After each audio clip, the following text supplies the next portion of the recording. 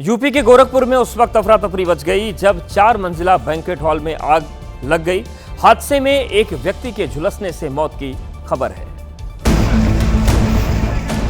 आग इतनी तेज फैली कि ग्राउंड फ्लोर से लेकर चौथी मंजिल तक इमारत का हर हिस्सा धधक उठा। इस बीच सूचना मिलने पर दमकल की 4 से 5 टीम मौके पर पहुंची, लेकिन आग का दायरा इतना ज्यादा था कि फायर फाइटर्स को भी आग पर काबू पाने में काफी वक्त लग गया। इस दौरान आग की चपेट में आने से एक व्यक्ति की मौत हो गई। बताया जा रहा है कि मृतक ने आग से बचने के लिए खुद को बाथरूम में बंद कर लिया था। वहीं हादसे में बैंक्वेट हॉल में मौजूद तमाम सामान जलकर राख हो गया। ये हादसा गोरखपुर तारामंडल रोड पर मौजूद नौका विहार के पास हुआ। फिलहाल आग लगने का कारण साफ नहीं है। जम्मू कश्मीर के बडगाम में बड़ा हादसा हो गया। एक डंपर और कार की टक्कर में 5 लोगों की मौत हो गई, जबकि 5 लोग गंभीर रूप से घायल हुए हैं। क्षतिग्रस्त हुई कार की हालत को देखकर अंदाजा लगाया जा सकता है कि हादसा कितना भयंकर था। तेज रफ्तार डंपर ने सामने से कार को टक्कर मार दी। घटनास्थल पर ही 3 लोगों की जान चली गई। हादसा जम्मू कश्मीर के बडगाम के रिंग रोड पर हुआ। स्थानीय लोगों ने घायलों को कार से निकाला। मुख्यमंत्री उमर अब्दुल्ला ने दर्दनाक हादसे पर दुख व्यक्त करते हुए प्रशासन को हर संभव मदद करने के निर्देश दिए। महाराष्ट्र के वसई से परेशान कर देने वाली एक खबर सामने आई है, वो हम दिखाते हैं आपको, जहां पर स्कूल 10 मिनट देर से पहुंचना छात्रा की जिंदगी पर भारी पड़ गया। आरोप है कि लेट पहुंचने की वजह से टीचर ने उसे वो सजा दी जिससे उसकी मौत हो गई। दरअसल मासूम छात्रा हर दिन की तरह 8 नवंबर को भी स्कूल गई थी, लेकिन उस दिन वो 10 मिनट के लिए लेट हो गई, जिस पर टीचर का पारा हाई हो गया और उसे स्कूल बैग के साथ 100 उठक बैठक करने की सजा सुना दी। टीचर के डर से मासूम ने उठक बैठक तो लगा दी, लेकिन घर लौटने पर उसकी तबीयत बिगड़ गई। कई दिन तक मासूम का अस्पताल में इलाज चला, लेकिन तबीयत में सुधार नहीं हुआ तो मुंबई रेफर किया गया। लेकिन टीचर के 3rd डिग्री टॉर्चर का शिकार मासूम दोबारा उठ नहीं सकी और आखिरकार बाल दिवस के दिन यानी 14 नवंबर को उसकी सांसों की डोर टूट गई। वहीं अब इस मामले पर राजनीति जोर पकड़ रही है। घटना से आक्रामक महाराष्ट्र नव निर्माण सेना संबंधित स्कूल के गेट पर ताला लगा दिया है। साथ ही उठक बैठक कराने वाले टीचर पर कार्रवाई होने तक ताला न खोलने की चेतावनी दी है। महाराष्ट्र की राजनीति में शिवाजी महाराज का सम्मान का बड़ा मुद्दा है। अब इस मुद्दे को राज ठाकरे के बेटे अमित ठाकरे ने भुनाने की कोशिश की है, जिसकी तस्वीर नवी मुंबई से सामने आई।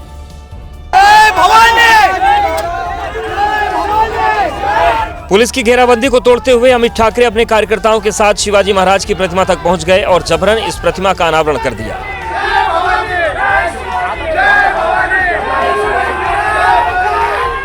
दरअसल नवी मुंबई के नेरुल क्षेत्र में कई महीने पहले ही शिवाजी महाराज की प्रतिमा बनकर तैयार हो गई थी, लेकिन इसका अनावरण अब तक नहीं किया गया था, जिसको लेकर अमित ठाकरे में गुस्सा था और उन्होंने जबरदस्ती अनावरण कर दिया।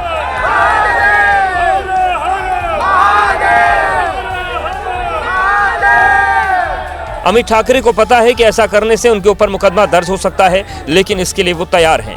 मला वाटतं की माझी पहिली राजकीय केस किंवा जे काय ती महाराजांसाठी असेल तर मला खूप आनंद होईल त्याचा। ये प्रतिमा कपड़े से ढकी गई थी, जिसे एमएनएस कार्यकर्ताओं ने शिवाजी का अपमान बताया। देश का पहला बुलेट ट्रेन स्टेशन बनकर तैयार हो चुका है। आज सूरत में प्रधानमंत्री नरेंद्र मोदी ने बुलेट ट्रेन स्टेशन का दौरा किया और इस प्रोजेक्ट से जुड़े कर्मचारियों से उन्होंने संवाद किया। प्रधानमंत्री ने बुलेट ट्रेन प्रोजेक्ट का बारीकी से निरीक्षण किया और तैयारियों को भी परखा। पीएम मोदी ने कर्मचारियों से संवाद करते हुए पूछा, बुलेट ट्रेन का प्रोजेक्ट तय समय से पूरा तो हो रहा है ना? आपको क्या लगता है, स्पीड ठीक है? आप लोगों ने जो तय किया था उस टाइम टेबल से चल रहे हैं कि आप लोगों को कुछ दिक्कत हो रही है? नहीं सर, कोई दिक्कत नहीं है। बुलेट ट्रेन का सूरत और नवारी के बिलीमोड़ा के बीच ट्रायल रन शुरू होना है, जिसके लिए तैयारियां अब आखिरी चरण में हैं। 508 किलोमीटर लंबे Mumbai Ahmedabad bullet train corridor के बीच कुल 12 स्टेशन हैं। दावा है कि पूरा काम साल 2028 तक पूरा हो जाएगा। गुजरात से एक ऐसी तस्वीर आई है जिसे देखकर आपके रोंगटे खड़े हो जाएंगे। यहां पर अमरेली जिले के गांव में शेरों ने आक्रमण कर दिया और शेरों ने काफी देर तक गांव में कोहराम मचाए रखा।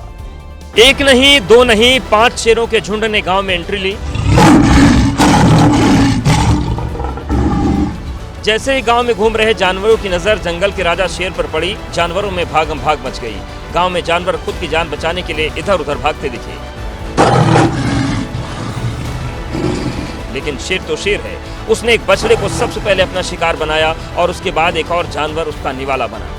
बछड़े का शिकार कर शेरों का झुंड गांव के अंदर पहुंचा। जहां जहां शेर जाते वहां अफरा-तफरी मच जाती। सीसीटीवी में कोई इंसान नहीं दिखा, लेकिन जानवरों के लिए इन खूंखार शेरों से बचना मुश्किल हो गया। जानवर करते भी तो क्या करते, एक से बचते तो दूसरा आ जाता और दूसरे से बचते तो तीसरा सामने। काफी देर तक गांव में रहने के बाद शेर वहां से हाईवे की तरफ निकल गए। मध्य प्रदेश के उच्च शिक्षा मंत्री इंदर सिंह परमार ने विवाद बढ़ने के बाद अपने बयान पर माफी मांग ली है। उन्होंने समाज सुधारक राजा राम मोहन राय को लेकर ऐसा बयान दिया था जिस पर विवाद खड़ा हो गया था। आगरमालवा में बिरसा मुंडा जयंती पर आयोजित कार्यक्रम के दौरान बोलते हुए इंदर सिंह परमार ने राजा राम मोहन राय को अंग्रेजों का दलाल बता दिया था। हालांकि जब विवाद बढ़ा तो उन्होंने यू टर्न ले लिया। राजा राम मोहन राय भी थे, वो भी अंग्रेजों के दलाल के रूप में देश में काम करते रहे हैं। गलती से त्रुटि से बयान मुंह से निकल गया है, उसके लिए मैं प्रायश्चित करता हूं। लेकिन कांग्रेस ने उनके बयान की कड़ी निंदा की और मंत्री जी की इतिहास की समझ पर सवाल उठाया। आपको अगर इतिहास की जानकारी नहीं होगी तो मध्य प्रदेश के युवाओं का भविष्य, जो कि उच्च शिक्षा विभाग आपके हाथों में है, वो कहीं ना कहीं खतरे में है। विवाद बढ़ने के बाद इंदर सिंह परमार ने भले ही माफी मांग ली हो, लेकिन इस पर विवाद थमता नजर नहीं आया। यूपी के सोनभद्र में पत्थर की खदान धंसने से हुए हादसे में अब तक 3 लोगों की मौत हो गई, जबकि कई मजदूरों के दबे होने की आशंका के बाद रेस्क्यू ऑपरेशन को तेज किया गया है। यह हादसा तब हुआ जब बिल्ली मारकुंडी क्षेत्र के खदान का एक बड़ा हिस्सा अचानक दरक कर गिरने लगा। आशंका जताई गई कि ब्लास्टिंग के लिए ड्रिल करने के दौरान पहाड़ी दरकी, जिसके बाद बड़े बड़े पत्थर गिरे और उसके नीचे मजदूर दब गए। घटना के बाद कई आला अधिकारी मौके पर पहुंचे और राहत बचाव का काम तेज किया गया।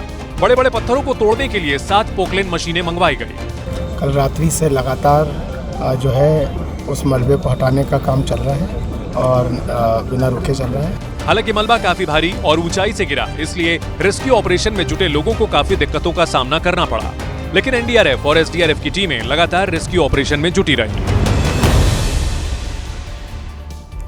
धीरेन्द्र कृष्ण शास्त्री की सनातन एकता पदयात्रा में आखिरी दिन कई दिग्गजों के साथ हजारों श्रद्धालु शामिल हुए। धीरेन्द्र शास्त्री की पदयात्रा 7 नवंबर से शुरू हुई और 3 राज्यों से होकर गुजरी। पदयात्रा का आखिरी दिन बेहद खास रहा। यात्रा में शामिल होने के लिए मध्य प्रदेश के सीएम मोहन यादव भी मथुरा पहुंचे।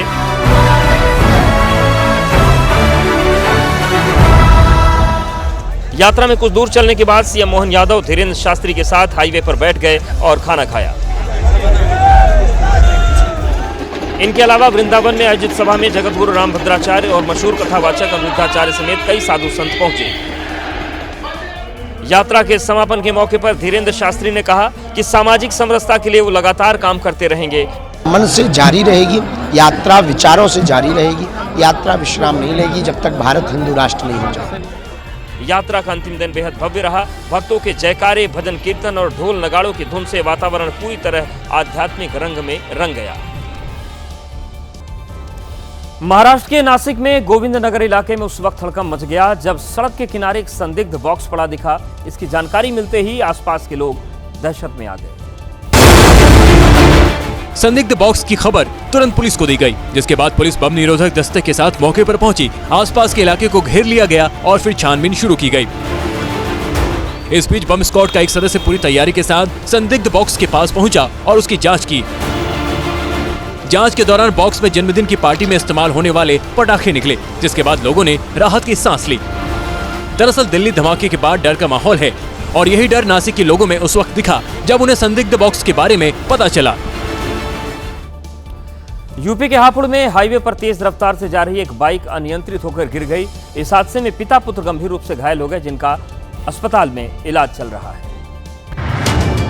बाइक की रफ्तार बहुत तेज थी, जिसके बाद वो रेलिंग से टकरा गई। पिता पुत्र तो वहीं गिर गए, लेकिन बाइक करीब 100 मीटर तक हाईवे पर ऐसे चलती रही। कुछ देर हाईवे पर चलने के बाद बिना ड्राइवर के बाइक सीधे एक ढाबे में जा घुसी। वो तो वक्त रहते स्थानीय लोग दौड़कर आ पहुंचे, नहीं तो जान माल का बड़ा नुकसान हो सकता था।